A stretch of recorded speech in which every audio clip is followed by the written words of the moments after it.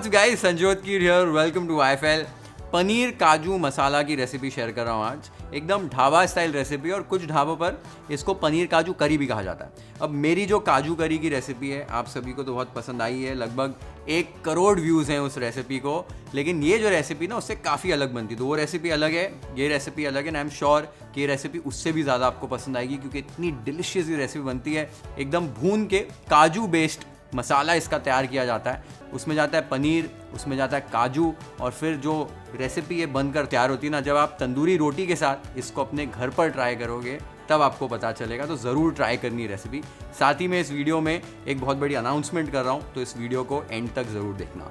अब इस रेसिपी के लिए सबसे पहले हमको काजू को तैयार करना है, पनीर को तैयार करना है। कैसे करते हैं वो देख लेते हैं। यहाँ पर मैंने एक बोल में 25 काजू ले लिए, दूसरे बोल में 35 कैशू नट्स लिए। ये जो पहले हम लोग ने 25 काजू लिए ना, इसमें हमको गर्म पानी ऐड करना है, तो केटल से गर्म पानी ऐड कर दिया है। इसको ढक दीजिए, लगभग 10-15 मिनट के लिए सोक कर लीजिए, या जब तक कि बाकी की प्रिपरेशन करें तब तक सोक कर लीजिए।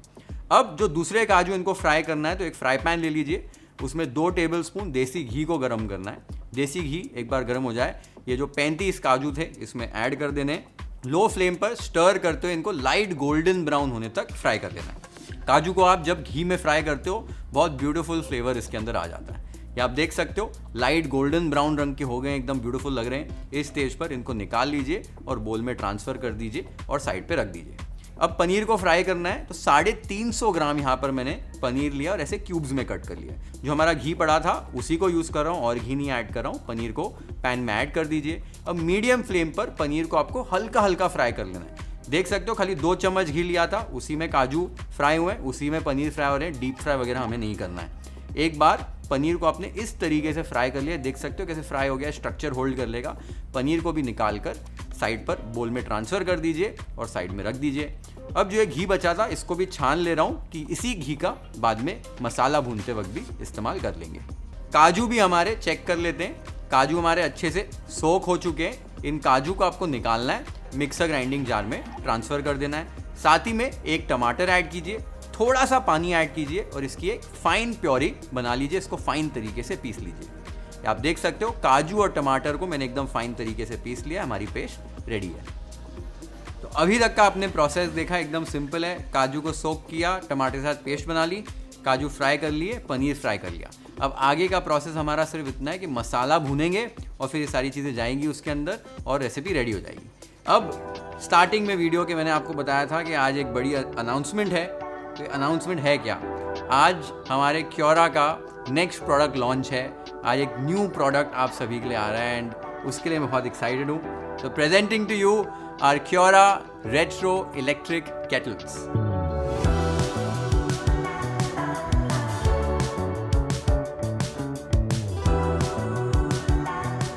Our Cura Retro Electric Kettles are available in 2 beautiful colors and they look absolutely gorgeous. मेरे किचन में ना अगर अप्लायंसेस की बात करें तो मेरी जो इलेक्ट्रिक केटल है, it's one of the most underrated but yet most over utilised appliance. मैं ऑलमोस्ट हर चीज़ के लिए इसे यूज़ करता हूँ, सुबह से लेकर रात तक। सुबह उठते ही गर्म पानी पीना होता है, फिर ब्लैक टी पीनी होती है, फिर किचन में प्रेप करते वक्त कुछ भी सोक करना होता है गर्म पानी में, और फिर खाना बनाते वक्त आपने देखा होगा हमेशा बोलते रहता हूँ कि खाना पकाते वक्त कभी भी गर्म पानी ऐड कीजिए। तो केटल में हमेशा गर्म पानी करके रखता हूँ, वही ऐड करते रहता हूँ। तो केटल दिन में कई बार यूज़ होती है।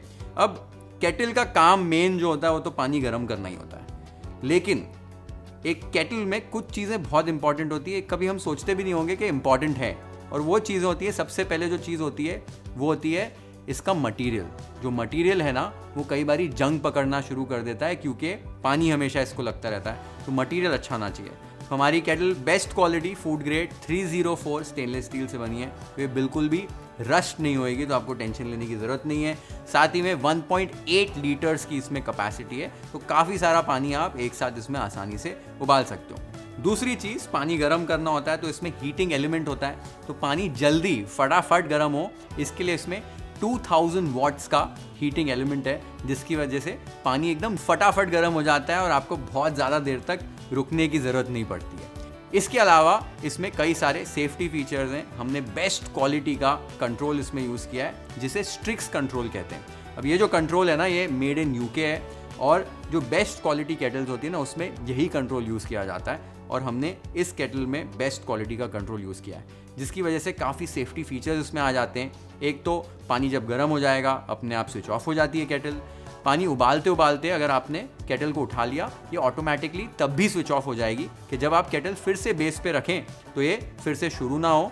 कई बारी केटल्स में क्या होता है कि आप फिर से जब बेस पे से रखते हैं, फिर से पानी उबल रहा होता है, आपका काम वहाँ ख़त्म पहले ही हो गया होता है, तो बार बार पानी उबलता रहता है अगर चाहिए भी नहीं है आपको तो। और साथ ही में इसमें ड्राई बॉयल प्रोटेक्शन है। पानी अगर नहीं होगा केटल में, अगर इसे आपने स्विच ऑन कर दिया, कुछ ही सेकंड्स में अपने आप बंद हो जाएगी केटल। इससे आपकी केटल की जो कॉइल है वो ख़राब नहीं होगी, केटल की लाइफ बढ़ जाएगी। तो ये भी कभी कभी होता है, गलती से आप केटल शुरू कर देते हो, पानी इसमें होता नहीं, केटल ख़राब हो जाती है। साथ ही में इसमें डिटैचेबल लिड है। डिटैचेबल लिड इसलिए है कि इसे आप आसानी से क्लीन कर सकते हो। कई बारी केटल में जो अटैच लिड होता है ना, वहाँ पर गंग जमा होना शुरू हो जाता है और उसको आप इजीली क्लीन और वॉश नहीं कर पाते हो। तो ये ढक्कन में आप इसको आराम से वॉश कीजिए और आपकी केटल एकदम साफ रहेगी। ये सारी चीज़ों के अलावा 360 डिग्री स्विvel बेस है, तो आप केटल को कोई भी एंगल में कैसे भी घुमा सकते हो, रख सकते हो। ईज़ ऑफ यूज़ की वजह से काफ़ी कन्वीनियंट हो जाता है। और ये सारे फीचर्स के अलावा एक चीज़ जो है कि केटल को तो आप कितने समय से अभी देख ही रहे हो, कितनी ये ब्यूटीफुल और गॉर्जियस रखती है।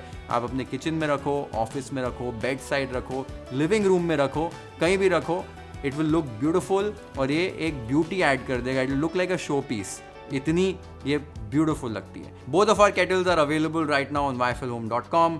केटल के साथ हमारे आपको 2 साल की वारंटी मिल जाती है, तो आपको स्ट्रेस लेने की कोई ज़रूरत नहीं है, आप आराम से केटल को यूज़ कर सकते हैं। I am sure you are going to enjoy using this kettle in your home, in your office, in your kitchen, wherever you want to use it. और साथ ही में thank you so much guys for all the support. हम ऐसे ही नए नए products launch करते जाएंगे जो बहुत फंक्शनल हो, ब्यूटीफुल हो, जिसे आपको यूज़ करके मज़ा आए। अब केटल के बारे में बता दिया आपको, आगे की रेसिपी हमारी पेंडिंग है। मसाला भूनना है, फिर ये पनीर काजू सारी चीज़ें जाएंगी, ब्यूटीफुल सी ये रेसिपी बनेगी। आगे की रेसिपी कैसे कंटिन्यू करनी है वो देख लेते हैं। अब बर्तन में जो बचा हुआ घी था वो ऐड कर दीजिए। साथ ही में 1 से 2 टेबलस्पून तेल ऐड करके गरम कर लीजिए। अब इसमें 1 टीस्पून जीरा तड़क लीजिए, 1 तेज पत्ता, 2 से 3 हरी इलायची, 1 छोटा टुकड़ा दालचीनी का और 4 कटे हुए प्याज इसमें ऐड कर दीजिए। प्याज को आपको स्टर करते हुए अभी मीडियम हाई फ्लेम पर अच्छे से भून लेना है जब तक कि ये गोल्डन ब्राउन रंग के हो जाएं। तो अच्छे से स्टर करते हुए प्याज को एकदम भून लेना है। भूनना प्याज को बहुत ज़रूरी है, प्याज को कच्चा मत छोड़ देना यहाँ पर, नहीं तो बाद में भुनाई नहीं होगी। आप देख सकते हो मैंने अच्छे से प्याज को भून लिया है, इस स्टेज तक आपको भून लेना है। तब इसमें 2 टेबलस्पून यहाँ पर अदरक, लहसुन और मिर्ची की पेस्ट ऐड कर रहा हूँ, ये बना के रखी हुई थी। पेस्ट ऐड करने के बाद अच्छे से स्टर कीजिए। यहाँ पर थोड़ा सा पानी भी इंट्रोड्यूस हो जाएगा, तो प्याज आपके और पकेंगे और साथ ही में अदरक, लहसुन और मिर्च की पेस्ट भी भुन जाएगी। तो लगभग 2 मिनट के लिए यहाँ पर भुनाई कर लेनी है। आप देख सकते हो अच्छे से अदरक, लहसुन और मिर्च भी भुन गया है, पेस्ट हमारी पक चुकी है अच्छे से। इस स्टेज पर फ्लेम को लो कर दीजिए और मसाले ऐड करने हैं। मसालों में 1/4 टीस्पून हल्दी पाउडर, 1 टेबलस्पून कश्मीरी लाल मिर्च पाउडर, 2 टीस्पून तीखी वाली लाल मिर्च, 2 टेबलस्पून धनिया पाउडर, 1 टीस्पून जीरा पाउडर और थोड़ा सा यहाँ पर गर्म पानी ऐड कर दीजिए ताकि मसाले जो हैं जले नहीं और हम मसालों को अच्छे से भून पाएँ। अच्छे से आपको स्टर करना है और यहाँ पर मसालों को भून लेना है। आपका जो तेल है, घी है, वो सेपरेट हो जाना चाहिए। आप देख सकते हो कुछ मिनट यहाँ पर मैंने मसालों को पकाया है और मसाले हमारे भून चुके हैं, तेल यहाँ पर सेपरेट हो चुका है। इस स्टेज पर यहाँ पर मैंने कुछ धनिए की डंठल काट के रखी थी, वो ऐड कर दीजिए। अब जो काजू और टमाटर की पेस्ट हमने बना के रखी थी वो ऐड कर दीजिए। साथ ही में आधा कप यहाँ पर मैंने दही लिया था। दही को अच्छे से फेंट लेना है, नहीं तो दही के ना दाने बन जाते हैं। तो दही को अच्छे से फेंट लीजिए। एक बार दही आपका एकदम सिल्की स्मूथ हो जाए तब इसके अंदर ऐड कर दीजिए। साथ ही में टेस्ट के हिसाब से नमक ऐड कर दीजिए। अच्छे से सारी चीज़ों को मिला लेना है, सब चीज़ें मिल जानी चाहिए। एक बार आपने सारी चीज़ों को मिला लिया है, मसाले को अच्छे से पेशेंटली भूनना है जब तक कि इस मसाले का रंग चेंज हो जाए, टेक्सचर जो है वो दरदरा हो जाए और घी तेल इसमें से एकदम छूट जाए। इस पूरे प्रोसेस में आप इसमें बिल्कुल भी पानी नहीं ऐड करेंगे। अच्छे से मसाले को भून लीजिए। इसी से जो आपके काजू मसाला जो है, ये पनीर काजू मसाला, वो एकदम टेस्टी बनेगा।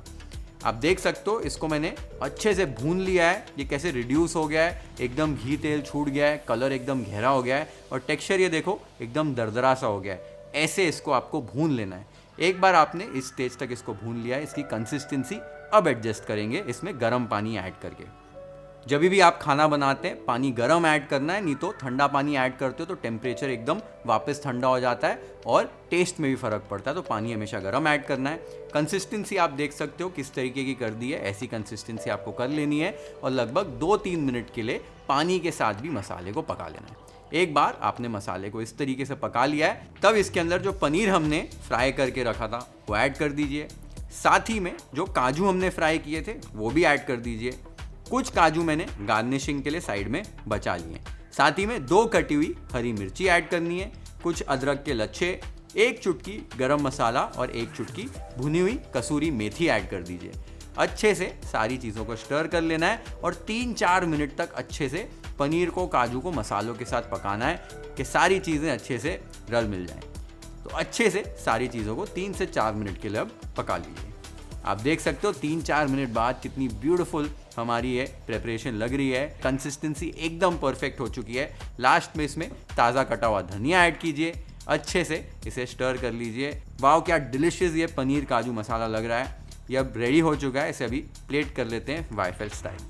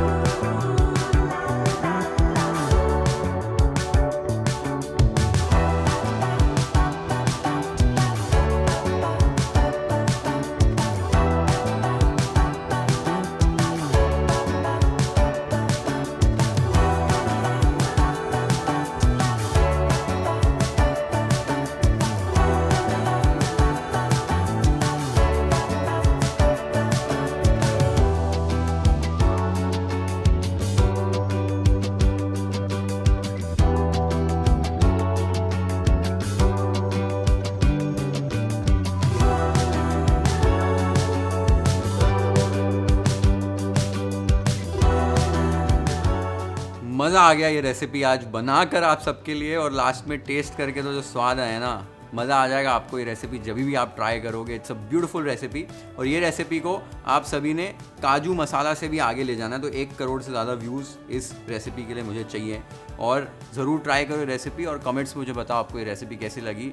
Share this video with your friends and family, hit the like button if you like this recipe, follow and subscribe to YFL if you haven't yet. Have an amazing time with this beautiful recipe at your home. और हमारी Quora की kettles आप checkout ज़रूर कीजिए YFLhome.com पर, and order 1 for yourself right now. See in the next one. Cheers.